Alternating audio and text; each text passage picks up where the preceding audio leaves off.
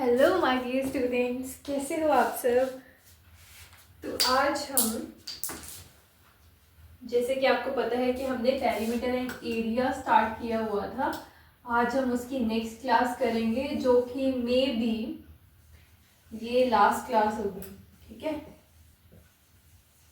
Perimeter हमारा complete हो गया था, एरिया के बारे में भी मैंने बता दिया था। अब बस कुछ इंपॉर्टेंट से क्वेश्चंस रहते हैं, वो हम कर लेंगे एंड देन आपका ये चैप्टर भी कंप्लीट हो जाएगा। ओके जी, तो मैं वन बाय वन क्वेश्चन से स्टार्ट करती हूँ, फिर आपको सॉल्यूशंस कराऊंगी। हाँ जी, so this is question number 1, जो कि है give the dimensions of a rectangle whose area is the sum of the areas of these two rectangles having measurements 5 meter into 10 meter and 2 meter into 7 meter। हाँ जी, तो इसमें क्या पूछा है, हमें एक रेक्टेंगल की डायमेंशंस बतानी है। अब देखो डायमेंशंस क्या होता है, मतलब आगे ज़्यादा है सब कुछ। तो डायमेंशंस मतलब हमें लेंथ एंड ब्रेथ बतानी है किसकी, एक रेक्टेंगल की हमें लेंथ और ब्रेथ फाइंड आउट करनी है, जिसका एरिया किसके इक्वल है, the sum of the areas of two rectangles. कोई दो रेक्टेंगल्स हैं, ये स्क्वायर बन गया, ठीक है, कोई दो रेक्टेंगल्स हैं जिसके एरिया के सम को ज्वाइन करके इस बड़े वाले रेक्टेंगल का एरिया आ रहा है। तो हमें इस वाले रेक्टेंगल का लेंथ और ब्रेथ फाइंड आउट करना है। ठीक है, और इन दोनों रेक्टेंगल्स की मेजरमेंट्स दी हैं, that is 5 metre and 10 metre. ठीक है, लेंथ ब्रेथ कुछ भी है, और ये 2 मीटर एंड 7 मीटर। ठीक है, तो ये हमें गिवन है। ठीक है जी, मैं यहाँ पे एक अच्छे से बना देती हूँ कि मान लो ये एक रेक्टेंगल है, ठीक है, जिसकी हमें डायमेंशंस फाइंड आउट करनी है, मतलब हमें लेंथ फाइंड आउट करनी है और ब्रेथ फाइंड आउट करनी है। और गिवन क्या है कि इसका जो एरिया है, ठीक है, इसका जो एरिया है वो किसके इक्वल है, the sum of areas of these two rectangles. कौन सी रेक्टेंगल के एरिया के, एक रेक्टेंगल ये, हम इसको रेक्टेंगल 1 बोल देते हैं, प्लस ये रेक्टेंगल 2, ये दोनों रेक्टेंगल हैं, इसके एरिया के इक्वल है, मतलब एरिया 1 प्लस एरिया 2, इसका एरिया और इसका एरिया, इसका अगर हम सम करेंगे तो हमारे पास ये बड़े वाले ट्रायंगल का एरिया आएगा। ये लिखा है ना, whose area is the sum of the areas of these two rectangle having, triangle क्यों बोल रही हूँ मैं, रेक्टेंगल है ये, रेक्टेंगल हैविंग मेजरमेंट्स। अब इन दोनों की मेजरमेंट्स गिवन है, मतलब लेंथ ब्रेथ गिवन है। ठीक है, तो 5 मीटर, ठीक है, और ये हो गया 10 मीटर। ठीक है, और इसका 2 मीटर एंड ये हो गया 7 मीटर। ठीक है, तो ये गिवन है। इन दोनों का एरिया को अगर हम प्लस करेंगे तो हमारे पास ये बड़े वाले रेक्टेंगल का एरिया जाएगा। ठीक है, तो हम सबसे पहले फर्स्ट रेक्टेंगल का एरिया निकालते हैं। एरिया ऑफ रेक्टेंगल 1, इसको मैं R1 लिख रही हूँ। ठीक है, अब रेक्टेंगल, एरिया ऑफ रेक्टेंगल का फॉर्मूला क्या होता है, लेंथ इंटू ब्रेथ। अब लेंथ कितनी है यहाँ पे 5, ब्रेथ कितनी है 10, तो ये कितना आ जाएगा, 5 10 50 मीटर। ठीक है, 50 मीटर आ गया इसका एरिया। अब सेकेंड, एरिया ऑफ रेक्टेंगल 2, ये भी लेंथ इंटू ब्रेथ। ठीक है, तो इसकी लेंथ कितनी है 2 मीटर एंड ब्रेथ है 7 मीटर, तो ये आ गया 7 2 40 मीटर। ठीक है जी, ये एरिया ऑफ रेक्टेंगल 1 आ गया, ये एरिया ऑफ रेक्टेंगल 2 आ गया। अब देखो, अगर हम अब इन दोनों एरियाज को ऐड कर देंगे तो आ जाएगा एरिया ऑफ दिस रेक्टेंगल। ठीक है, तो इसका निकालो, अब एरिया निकालते हैं। चलो, ये एरिया 1 हमारा 50 आ गया, प्लस एरिया 2 14 आ गया। इन दोनों को ऐड करेंगे तो दैट इज 64 मीटर। तो इस बड़े वाले का एरिया आ गया 64 मीटर। देखो यहाँ तक समझ गए? पहले इतना समझ लो, फिर मैं बताती हूँ कि ये डायमेंशंस कैसे फाइंड आउट करनी है। ठीक है जी, इसके लिए मुझे एक साइड इरेज करनी पड़ेगी, तो मैं यही वाली इरेज करती हूँ।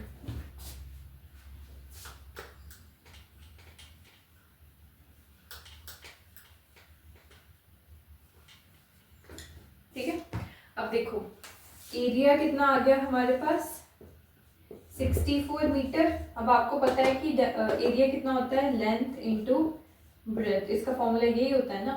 तो ये कितना आ गया 64 मीटर। ठीक है ना। अब हमें फाइंड आउट भी यही करनी है कि क्या लेंथ है क्या ब्रेथ है। अब यहाँ पे हमें या तो अगर एक चीज़ गिवन होती, सपोज हमें ब्रेथ गिवन होता, तो हम इसको एक ही साइड रख के दूसरे को डिवाइड कर देते और हमारे पास जो दूसरी चीज़ हमें फाइंड आउट करनी है वो आ जाती। बट यहाँ पे हमें दोनों चीज़ें ही नहीं पता है ना। तो हम क्या करेंगे, हम अजम्पशंस लगाएंगे कि किस को मल्टीप्लाई करके 64 आ सकता है। ठीक है, या फिर मान लो अगर सपोज मैं लेंथ को 1 मान के चलूँ कि लेंथ 1 गिवन है, तो 1 into B is equal to 64 metre. तो ब्रेथ कितनी आ जाएगी, 1 बी द 1 ना, तो ब्रेथ 64 मीटर आ जाएगी। ठीक है, तो मतलब इन केस लेंथ 1 मीटर है तो ब्रेथ 64 मीटर आ जाएगी। एक केस ये बन गया। ठीक है, अब सेकंड केस में अगर मैं लेंथ को 2 मान के चलूँ into B is equal to 64 metre. ठीक है, तो ये 2 इधर जाके डिवाइड हो जाएगा, b is equal to 64 into 2, तो ये कट करेंगे तो that will be 32 metre.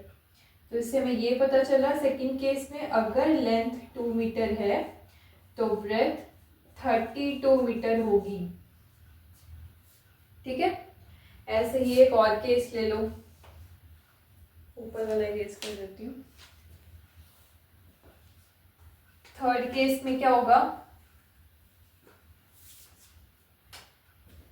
Length into breadth is equal to 64 metre ना। थर्ड केस में अगर मैं इसको 4 ले लूँ, 4 into B is equal to 64 metre. ठीक है, तो बी आ जाएगा 64/4, तो ये कैंसिल आउट होके 16 मीटर। तो थर्ड केस में क्या है कि इन केस लेंथ 4 मीटर होगा तो ब्रेथ कितनी आ जाएगी, ब्रेथ विल बी 16 मीटर। ठीक है, तो ये जो है ये इसके 3 केसेस बन रहे हैं, मीन्स इसकी 3 डायमेंशंस बन रही हैं। ठीक है, सबसे पहले हमने क्या करा, इनमें से कोई भी पॉसिबल हो सकती है, तो इसमें कुछ ऐसे फर्स्ट डिफाइन नहीं है कि हमें इनमें तीनों में से कोई एक ही आंसर होगा। इन तीनों में से कोई सा भी 3 हम लेके कुछ भी रेक्टेंगल बना सकते हैं। ठीक है ना। अब देखो, give the dimensions of a rectangle. Dimension means length into breadth बताना है, वो हमने बता दिया। Whose area is the sum of the areas of these 2 triangles. इन दोनों का हमने सबसे पहले एरिया निकाला, फिर उनको ऐड करके हमारे पास इसका एरिया आ गया। फिर हमने इसी में ही फॉर्मूला लगा के वैल्यू पुटिंग करके इसकी 3 डायमेंशंस निकाल ली जो हमें पूछा गया था। इनमें से आप कोई भी एक लिख दो, तीनों की तीनों लिखनी है तीनों ही लिख दो। ठीक है, बस डायमेंशन निकालनी है। अगर यहाँ पे गिवन है कि 1 डायमेंशन 2 डायमेंशन 3 डायमेंशन बताओ तो उस हिसाब से बता दो। ठीक है, हो गया क्लियर, इरेज कर दो। हाँ बस यही आएगा। ठीक है, यही dimensions. Okay okay, so this is question number 2। अब इसमें क्या है, the area of rectangular garden that is 50 metre long is 1000 square metre. मतलब एक रेक्टेंगुलर गार्डन है, ठीक है, that is 50 metre long, means इसकी जो लेंथ है वो है 50 मीटर। ठीक है, इज 1000 स्क्वायर मीटर। ये क्या है, the area of rectangular garden that is 50 metre long is 1000 square metre. तो इट मीन्स इसका जो एरिया है वो है 1000 स्क्वायर मीटर। ठीक है, find the width of garden, तो हमें ये फाइंड आउट करना है, विड्थ या ब्रेथ, ठीक है। अब एरिया क्या होता है, area of rectangle that is length into breath, ठीक है। एरिया हमें गिवन है कितना, 1000, लेंथ भी हमें गिवन है 50, इनटू ब्रेथ लिख लो या विड्थ लिख लो, एक ही बात होती है, ठीक है। तो वो हमें फाइंड आउट करनी है। तो हम क्या करेंगे, देखो इसको एक ही साइड रखेंगे, इसको दूसरी साइड ले जाएंगे, मल्टीप्लाई का साइन है इधर, तो इधर जाके डिवाइड हो जाएगा, तो 1000 divided by 50 is equal to W, 0 के साथ 0 कैंसिल, ठीक है, 5 1 जा 5, 520, तो जो विड्थ है वो कितनी आ गई, दैट इज 20 मीटर, ठीक है। दिस इज द आंसर, ये जो है ये 20 मीटर आ गया।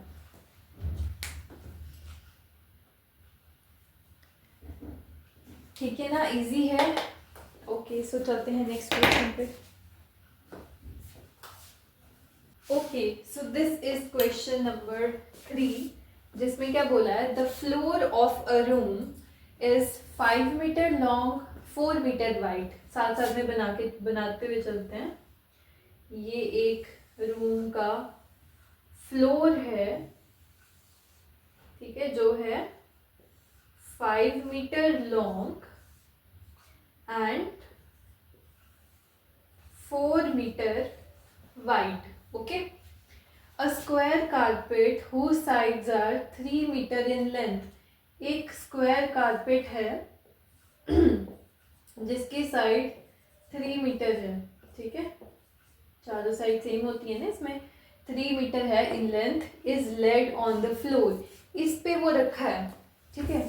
तो मान लो कहीं यहीं कहीं रखा है, 3 मीटर उसकी लेंथ है, तो मतलब ये यहाँ जैसे कहीं आ जाएगा, ठीक है, ये हो गया 3 मीटर, दिस वन, इधर भी 3 है, इधर भी 3 है, ठीक है जी, क्लियर है। Find the area that is not carpeted, तो हमें वो एरिया निकालना है जिसपे कारपेट नहीं है, मतलब कि हमें ये वाला एरिया बताना है जिसपे कारपेट नहीं है। तो हम ये कैसे बताएंगे, ये जो पूरा एरिया है, ठीक है, 10 ये फ्लोर, ये पूरा का पूरा फ्लोर का एरिया में से अगर हम ये वाला एरिया, कारपेट वाला एरिया माइनस कर दें, सब्ट्रैक्ट कर दें, तो हमारे पास ये एरिया आ जाएगा ना। सोच के देखो, ये पूरा का पूरा एरिया है, ठीक है। अगर मैं इस पूरे एरिया में से ये वाला एरिया माइनस कर दूं, सब्ट्रैक्ट कर दूं ये स्क्वायर वाला एरिया, तो हमारे पास ये वाला एरिया बच जाएगा ना, समझ रहे हो ना। ये पूरा का पूरा फ्लोर है पूरा, ठीक है, ये पूरे फ्लोर में से मैंने ये वाली चीज़ माइनस कर दी, हटा दी, तो मेरे पास क्या बची, सिर्फ ये वाली चीज़, ठीक है। तो हम यहाँ पे भी वैसे ही करेंगे, हम ये जो रेक्टेंगुलर फ्लोर है इसके एरिया में से एरिया ऑफ स्क्वायर को सब्ट्रैक्ट कर देंगे, तो हमारे पास नॉन कारपेटेड एरिया आ जाएगा, ठीक है। चलो करते हैं। सबसे पहले एरिया ऑफ फ्लोर निकालो, कितना होगा area of floor, length into breath होता है, लेंथ इसकी 5 है और ब्रेथ इसका 4 है, 5 4 से 20, तो ये 20 मीटर आ जाएगा पूरा एरिया ऑफ फ्लोर, ठीक है। अब हमने ये पता चल गया, ये इसका एरिया क्या है, तभी तो माइनस करेंगे। एरिया ऑफ कारपेट, कारपेट का एरिया बताओ, कारपेट किस फॉर्म में है, स्क्वायर फॉर्म में है ना, तो स्क्वायर का फॉर्मूला क्या होता है, स्क्वायर का फॉर्मूला होता है 4 इंटू,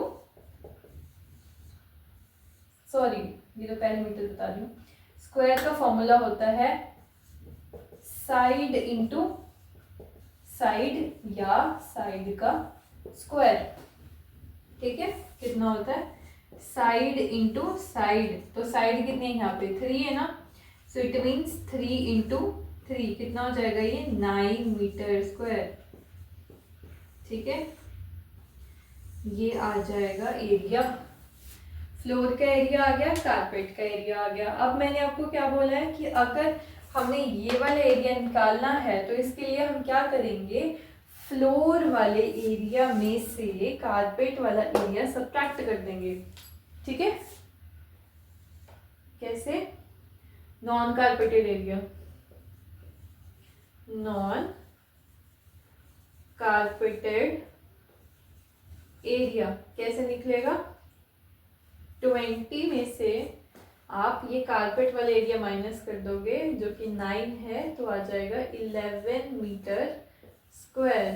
ठीक है जी, so this is the answer. हमने क्या किया, हमने फ्लोर वाले में से स्क्वायर वाले को माइनस कर दिया, तो हमारे पास जो ये नॉन कारपेटेड एरिया था उसका एरिया आ गया, that is 11 metre square. Okay, चलो इजी है, इरेज कर देती हूँ फिर। हाँ जी, तो इस वाले में क्या बताया है, फोर्थ क्वेश्चन में, 4 flower beds having sides 2 metre long and 1 metre wide. 4 flower beds हैं, ठीक है, जिसकी लेंथ है 2 मीटर एंड ब्रेथ है 1 मीटर। ठीक है, तो सबसे पहले हम फ्लावर बेड का ही एरिया निकाल लेते हैं। Area of flower bed that is length into breath. अब लेंथ और ब्रेथ, लेंथ कितनी है 2 मीटर, ब्रेथ कितनी है 1 मीटर, तो यह आ जाएगा 2 मीटर स्क्वायर। 2 1 2 ना, तो है कितनी है टोटल 4 है, तो ये तो हमने एक का निकाल लिया। ठीक है, एक का निकाल लिया, तो 4 का कितना निकालेंगे। ठीक है, 4 फ्लावर बेड एरिया। अगर मान लो 1 का 2 मीटर स्क्वायर है, तो 4 का कितना होगा, 4 का कितना होगा, हम 4 को मल्टीप्लाई कर देंगे 2 से। ठीक है, तो ये आ जाएगा 8 मीटर स्क्वायर। ये आ गया एरिया ऑफ 4 फ्लावर बेड्स। ठीक है, I dug at the 4 corners of the garden. Garden के 4 कॉर्नर्स में इसको लगाया। मान लो ये गार्डन है,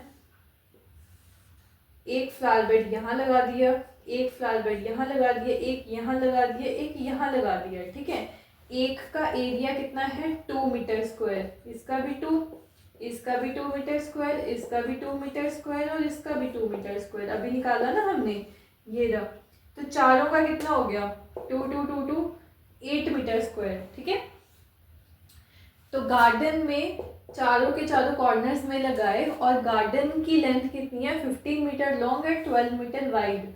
गार्डन की लेंथ कितनी हो गई 15 मीटर एंड ब्रेथ कितनी हो गई 12 मीटर। तो गार्डन का एरिया निकाल लो। Area of garden is equal to length into breadth, जिसमें लेंथ कितनी है 15 मीटर और ब्रेथ कितनी है 12 मीटर। ठीक है, तो ये कितना हो जाएगा 170 मीटर स्क्वायर। ये आ गई गार्डन की, सॉरी 180 मीटर स्क्वायर आ जाएगा गार्डन का एरिया। ठीक है, अब इन्होंने पूछा है how much area is now available for laying down a lawn. मतलब बाकी का जो एरिया बचा है वो कितना है। ठीक है, ये पूरा का पूरा गार्डन है, चारों कॉर्नर्स पे फ्लावर बेड लगा दिए, और जो बाकी एरिया बच गया ना उसका एरिया पूछा है। तो हम क्या करेंगे, ये पूरे गार्डन के एरिया में से ये फ्लावर बेड वाला एरिया माइनस कर देंगे, तो हमारे पास ये वाला एरिया बच जाएगा। ठीक है, अब बताओ गार्डन का एरिया कितना है 180, 4 फ्लावर बेड का एरिया कितना है 8 मीटर स्क्वायर। इनको माइनस करेंगे तो हमारे पास आ जाएगा, क्या आ जाएगा, जो एरिया बचा है वो आ जाएगा। Area for laying down a lawn कितना हो जाएगा 180 में से माइनस कर दो 8, यह आ जाएगा 172 metre square. This is the answer.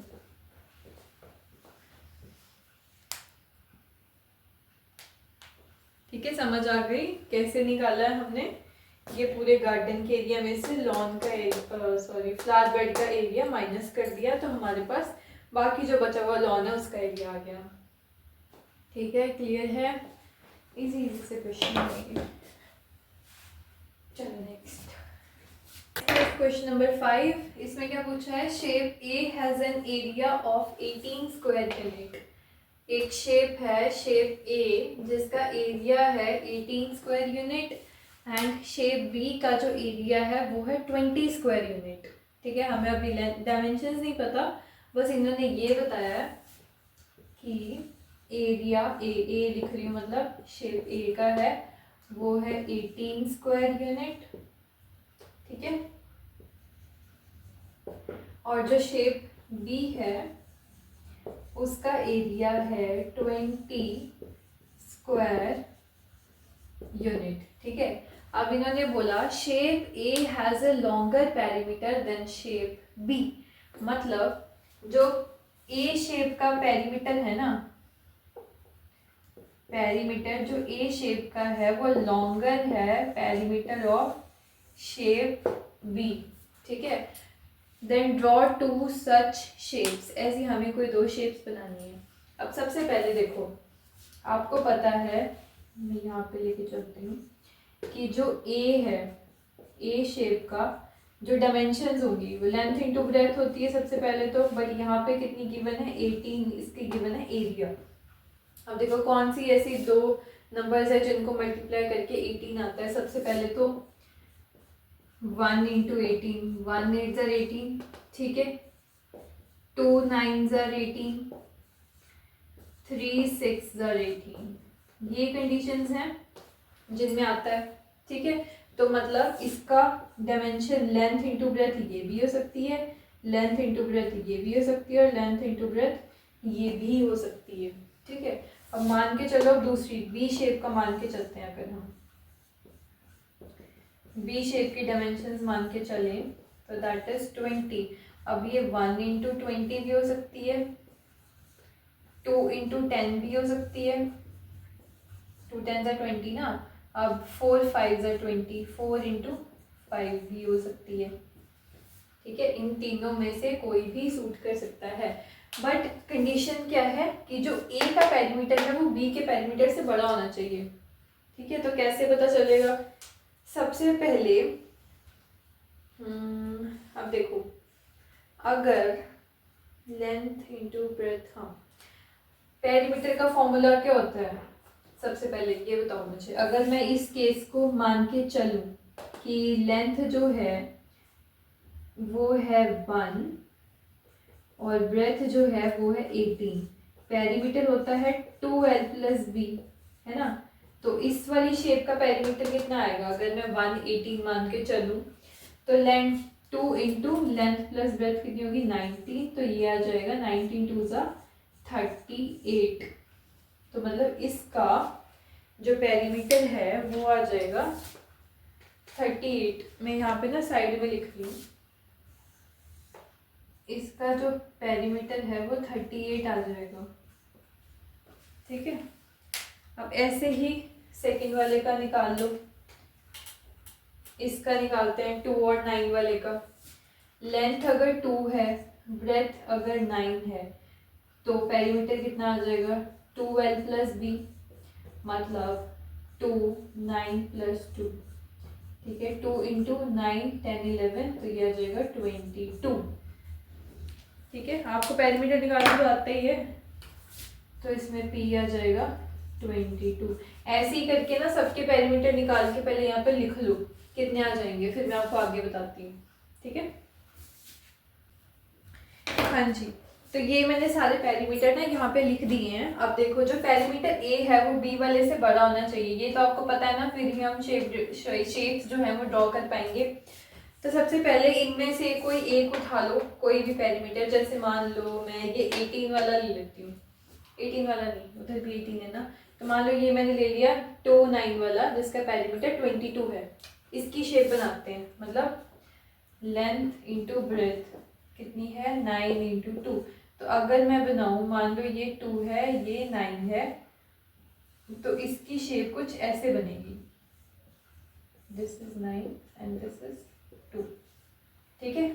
और बी वाले में अब 8, इससे 22 से छोटा होना चाहिए, तो 18 मान लो। मैं इसकी बनाती हूँ 5 into 4, length into breadth is 4 into 5 या 5 इंटू 4, कुछ भी, ठीक है।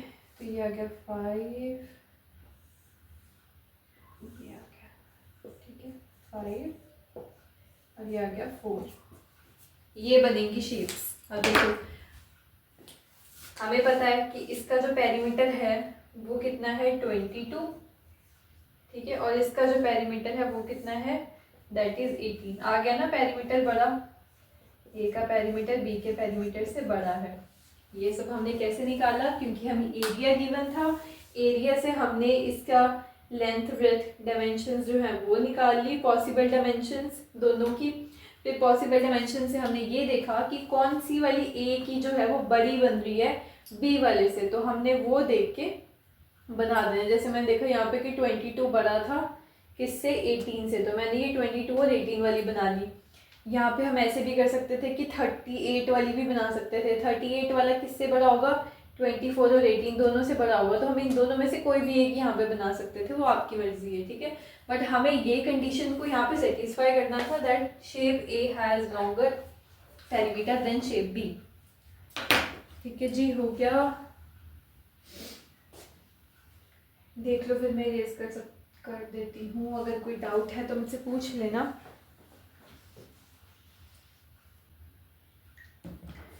ओके तो चलो, आज हमने 5 क्वेश्चंस करे, ये था आपका लास्ट क्वेश्चन। इसके बाद हमारे 6, 7, 8 3 क्वेश्चन रहते हैं, ठीक है, वो हम कल कर लेंगे। एंड कल आपकी होगी लास्ट क्लास, आज लास्ट क्लास नहीं थी, आज क्वेश्चन थोड़े ज़्यादा लेंथी थे, तो उस चक्कर में कल हमारी लास्ट क्लास होगी पेरीमीटर एंड एरिया की। अगर इसमें कोई डाउट है तो आप मुझे बता देना। And thank you so much for watching this video. Please like share and subscribe to my YouTube channel. Bye bye.